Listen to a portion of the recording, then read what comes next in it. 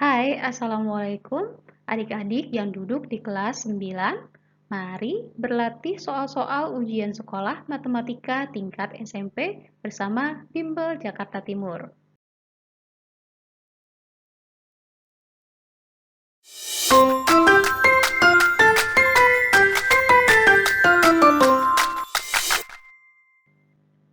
Bismillah, kita mulai dari soal nomor 21, yaitu limas dengan alas berbentuk persegi, panjang rusuknya 18 cm, sedangkan tinggi limasnya 12 cm. Luas limas adalah luas semua bidang yang ada, yaitu luas alasnya yang berbentuk persegi, serta 4 buah luas segitiga. Nah, untuk menghitung luas segitiganya, kita tentukan dulu tingginya, yaitu kita tarik di sini garis TE. Nah, tadi kan tinggi limasnya adalah 12 cm. Kita buat dari titik tengah dari alasnya yaitu O, kemudian ke titik E ada garis yang panjangnya setengah dari rusuk alas, jadi 9 cm. Nah, di sini kita bisa hitung TE dengan rumus Pitagoras karena TOE adalah segitiga siku-siku. Jadi TE kuadrat sama dengan TO kuadrat ditambah OE kuadrat. Sama dengan 12 kuadrat ditambah 9 kuadrat, yaitu 144 ditambah 81. Jadi sama dengan 225. Panjang TE sama dengan akar dari 225, yaitu 15 cm. Sekarang kita sudah bisa menghitung luas limasnya, yaitu alasnya adalah sisi kali sisi karena berbentuk persegi. Kemudian 4 dikali luas segitiganya, setengah dikali alas dikali tinggi. Jadi 4-nya kita coret dulu saja dengan setengah, jadi sama dengan 2, sehingga luasnya adalah 18 dikali 18, kemudian ditambah 2 dikali 18 dikali 15. Jadi sama dengan 324 ditambah 540, hasilnya adalah 864 cm persegi. Soal nomor 22, persamaan 2x kuadrat dikurang 9x dikurang 5 sama dengan 0 mempunyai penyelesaian P dan Q. Jadi di sini diketahui A-nya adalah 2, B-nya adalah minus 9, dan C adalah minus 5. Karena P dan Q adalah penyelesaian atau akar-akar dari persamaan tersebut, maka nilai P plus Q adalah min B per A, sedangkan P dikali Q adalah C per A. Nah, nilai dari P plus Q adalah min dikali B-nya minus lagi 9, lalu dibagi 2, jadi sama dengan 9 per 2. Nah, karena yang ditanyakan adalah P kuadrat ditambah 2PQ plus Q kuadrat, bisa kita sederhanakan menjadi P plus Q kuadrat, maka nilai dari P dikali Q tidak perlu kita hitung, langsung saja P plus Q-nya kita masukkan angkanya jadi 9 per 2 dikuadratkan sama dengan 81 per 4. Maka hasilnya adalah 21 per 4. Persamaan 3x kuadrat dikurang 2x plus 7 sama dengan 0 mempunyai akar-akar penyelesaian M dan N. Jadi nilai dari A sama dengan 3, B-nya adalah minus 2, dan C sama dengan 7. Karena M dan N adalah akar-akar dari penyelesaiannya, maka nilai M plus N adalah minus B per A, yaitu minus dikali minus 2 per 3 sama dengan 2 per 3. Kemudian nilai dari M dikali N adalah C per A, yaitu 7 per 3.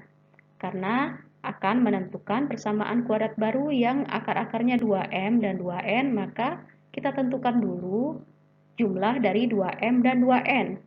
Jadi bisa dihitung 2 dikali M plus N sama dengan 2 dikali tadi M plus N-nya 2 per 3, jadi sama dengan 4 per 3. Sedangkan perkaliannya dari 2M dan 2N adalah 4MN. Jadi 4 dikali MN-nya adalah 7 per 3, jadi sama dengan 28 per 3. Maka persamaan kuadrat barunya adalah x kuadrat dikurang penjumlahan akar-akar kuadrat yang baru dikalikan x ditambah dengan perkalian dari akar-akar persamaan kuadrat yang baru. Jadi x kuadrat dikurangi 4 per 3X ditambah 28 per 3 sama dengan 0. Karena masih dalam bentuk pecahan dengan penyebut 3, kita kalikan 3 dulu. Jadi X kuadratnya dikali 3 adalah 3X kuadrat, minus 4 per 3X dikali 3 adalah minus 4X, kemudian ditambah 28 per 3 dikali 3 adalah 28. Jadi persamaannya adalah 3X kuadrat dikurang 4X ditambah 28 sama dengan 0. Pada soal nomor 24, kita akan menentukan persamaan sumbu simetri dari fungsi fx sama dengan 2x kuadrat dikurang 11x dikurang 35. Jadi di sini a-nya adalah 2, b-nya adalah minus 11, dan c-nya sama dengan minus 35.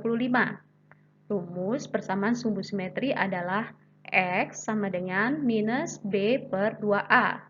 Jadi minus dikali b-nya adalah minus 11, kemudian dibagi 2 dikali a-nya adalah 2. Jadi 11 per 4. Kemudian x-nya sama dengan 2, 3 per 4. Pada soal nomor 25 yang ditanyakan adalah nilai optimum dari fungsi minus x kuadrat minus 2x plus 15. Nah, jadi di sini a-nya adalah minus 1, sedangkan b-nya adalah minus 2, dan c-nya adalah 15. Rumus nilai optimum adalah y sama dengan b kuadrat dikurang 4ac per minus 4a. Jadi b-nya adalah minus 2, kemudian dikuadratkan, dikurangi 4 dikali minus 1 dikali 15 per minus 4-nya dikali a-nya adalah minus 1. Jadi sama dengan 4 ditambah 60 per 4, yaitu 64 dibagi 4 adalah 16. Jadi persamaannya adalah y sama dengan 16.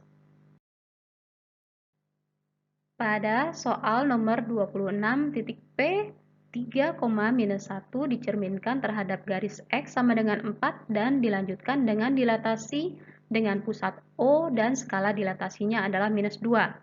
Jadi untuk pencerminan terhadap garis X sama dengan 4, maka yang berubah hanya di bagian X atau di sini A, sedangkan B-nya tetap.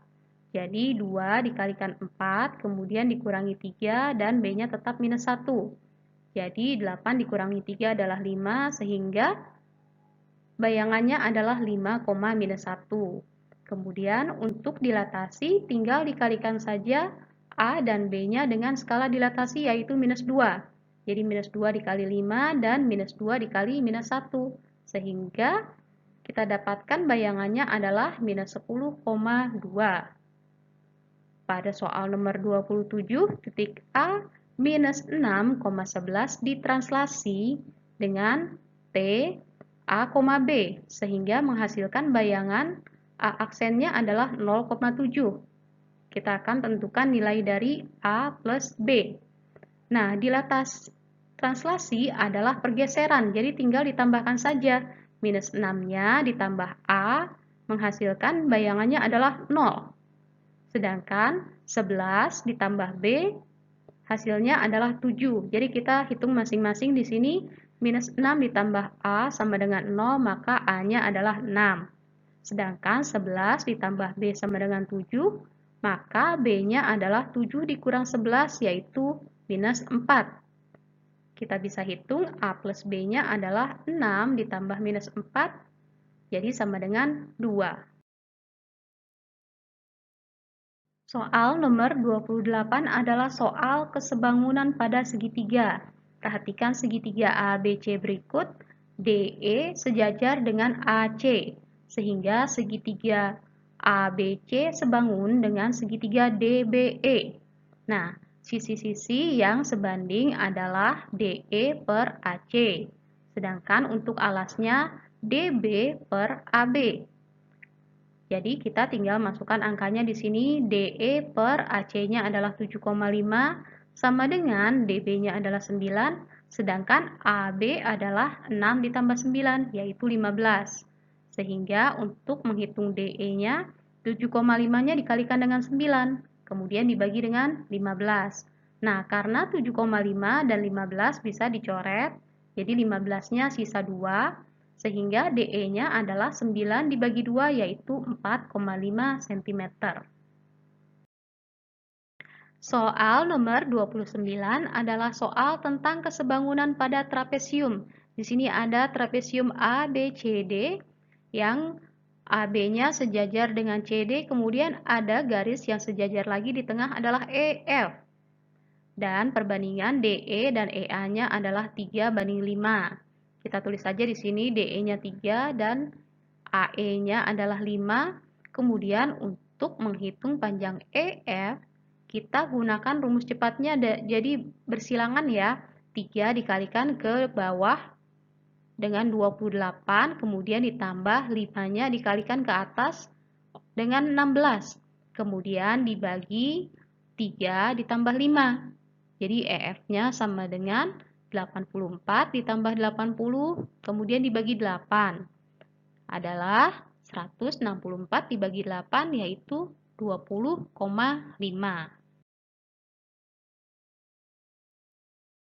Soal nomor 30, sebuah kerucut berdiameter 10 cm dan tinggi 12 cm. Luas permukaan kerucut tersebut adalah, kita gambarkan dulu di sini kerucutnya dengan tinggi 12 cm dan panjang jari-jari kerucutnya karena diameternya 10, jari-jarinya adalah 5 cm.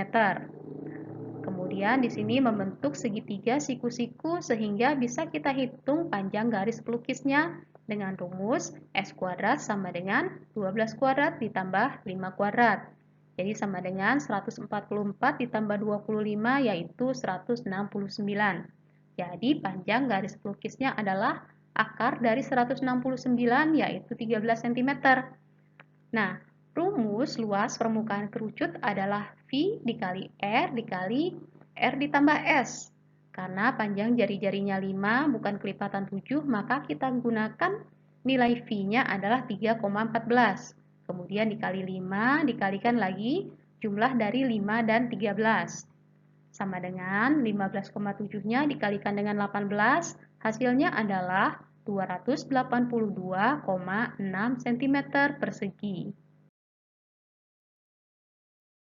Nah, demikianlah pembahasan kita untuk soal-soal latihan ujian sekolah matematika tingkat SMP. Semoga mudah dipahami ya. Jika dirasa bermanfaat, jangan lupa like dan share-nya. Wassalamualaikum.